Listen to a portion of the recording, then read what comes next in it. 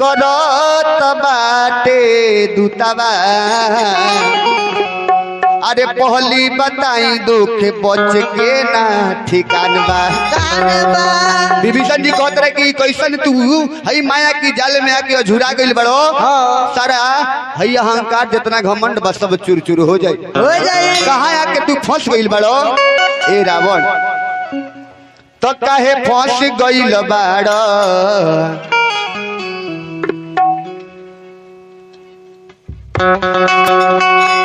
अरे काहे फंस गइल बाड़ो माया के बजरिया में।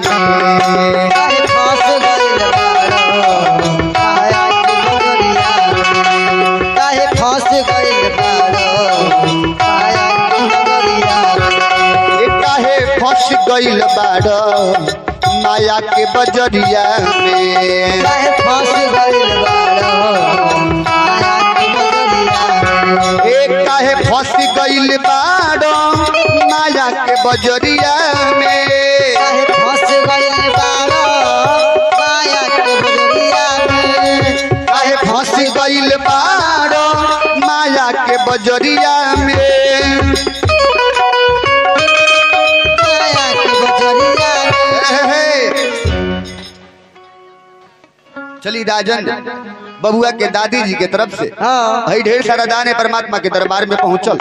परमात्मा से विनती रही प्रार्थना रही कि वो भक्त का हर मनोकामना पूरा करत रहे। तो काहे फंस गइल बाड़ो माया के बजरिया में। फंस गइल बाड़ो माया के नगरिया में। ए जाए के पड़ी एक दिन ए जाए के पड़ी एक दिन घन घोर अन्हरिया में।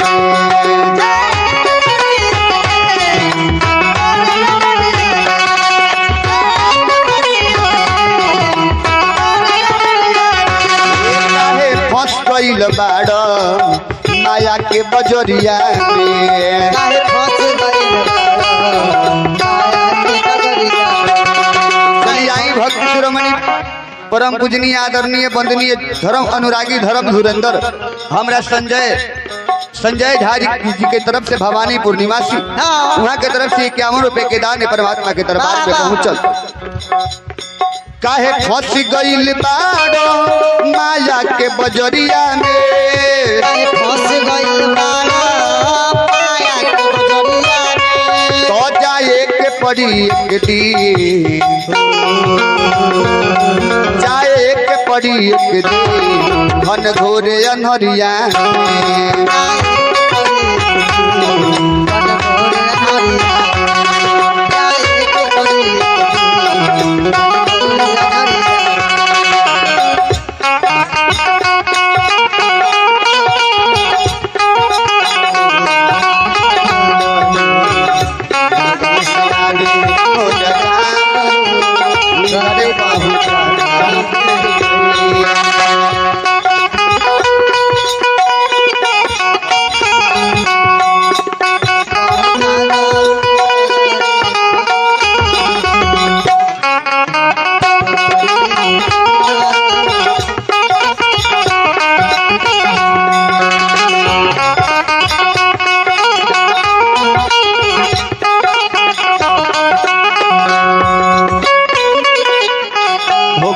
पहले भोगवा लगा दिया तब जल दिखा दिया गोड़ लागली।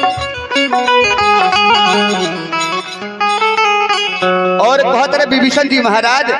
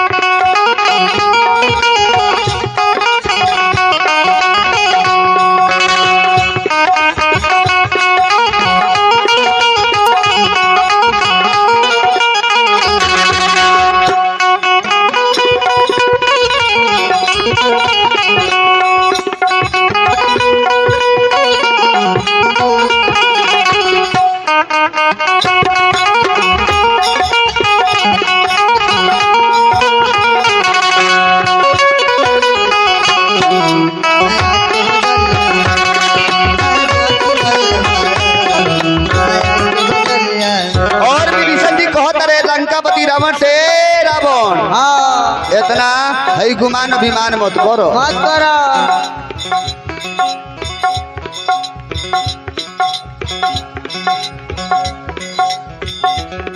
मत कर तू इतना गुमान सब छुट जाई हवा समान।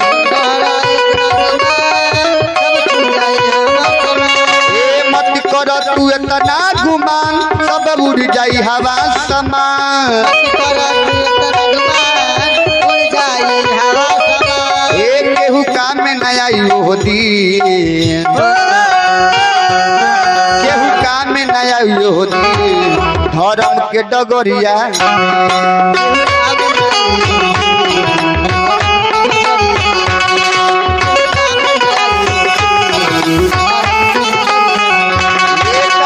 फंस गईल बाड़ माया के बजरिया में।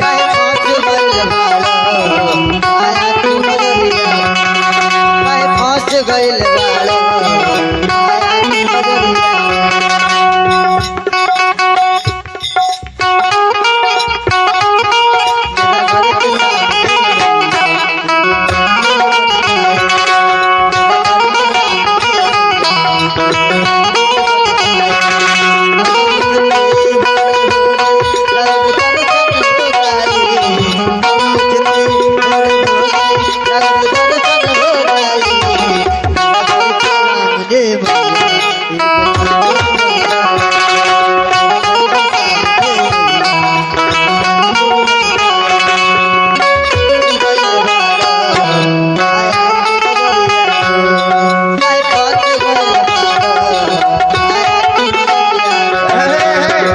विभीषण जी महाराज कहत रे तू तो एगो जइबे करबो।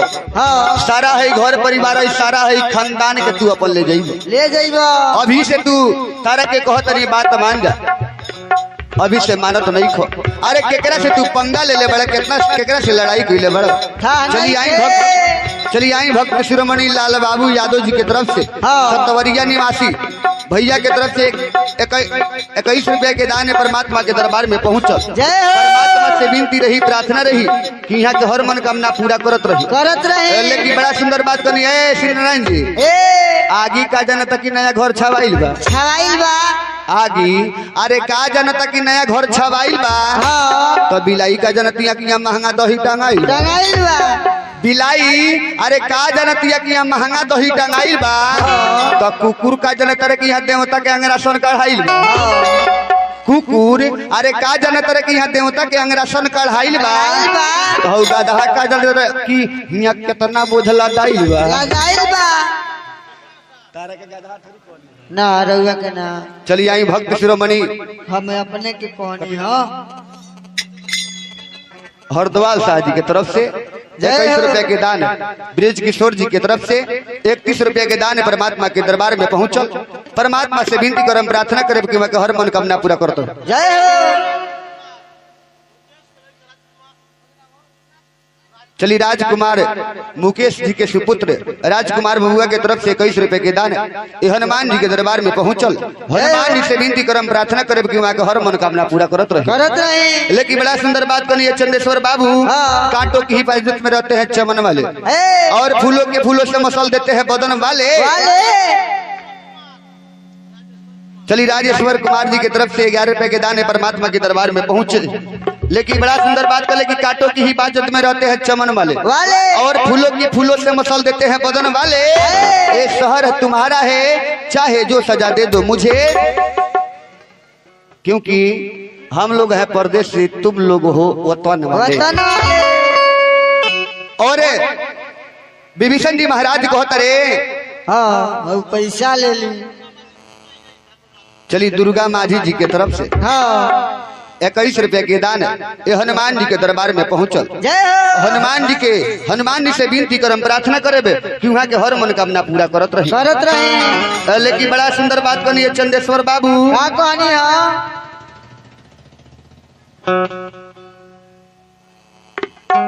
कि हमर ऐसा निशाना है जे कहियो चुकी ना। हमर ऐसा निशाना है जे कहियो चुकी ना। एगो मैयान में 2 गो तलवार ढुकी ना।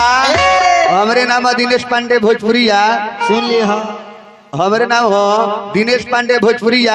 आज ऐसा न दशा कदम है टोला पर है, ऐसा न दशा कदम टोला पर कह दी।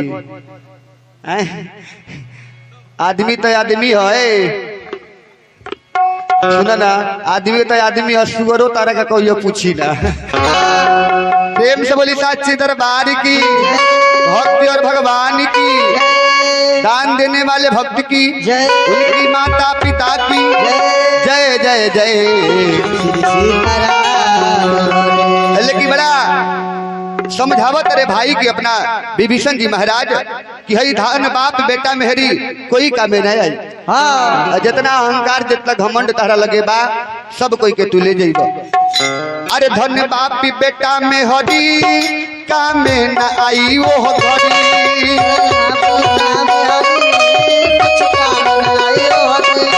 धन बापी बेटा में हरी कामे न आई वो घड़ी,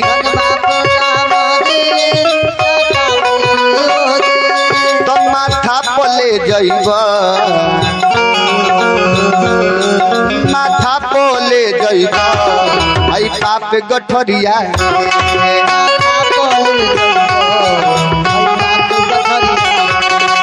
माथा पले जइब हई पाप गठरिया,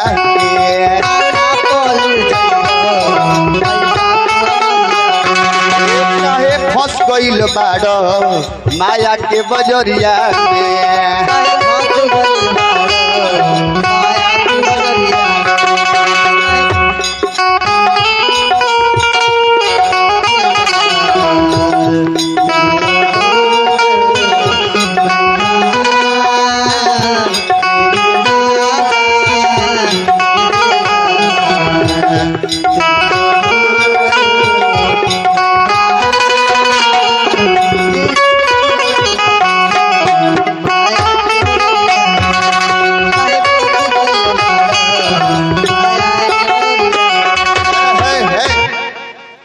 चली आई भक्त शिरोमणि हमारा भैया के तरफ से ललतेश्वर यादव जी सतवरिया निवासी वहाँ के तरफ से 101 रुपया के दान।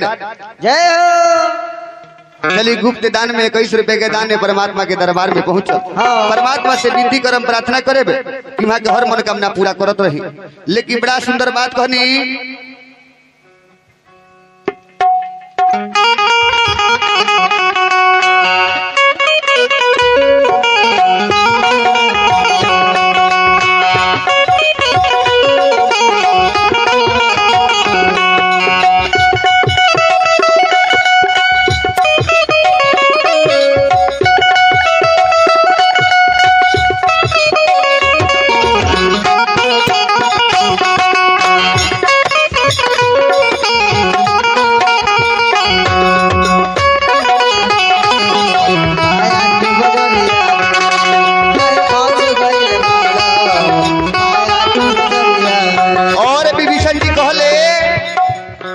मानुष तन के पाके ना भजल हरि के आके,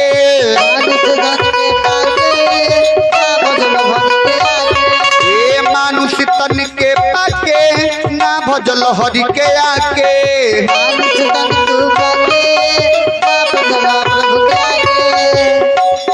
आर जाए के पड़ी एक दिन, जाए के पड़ी एक दिन जगदीश चरनिया,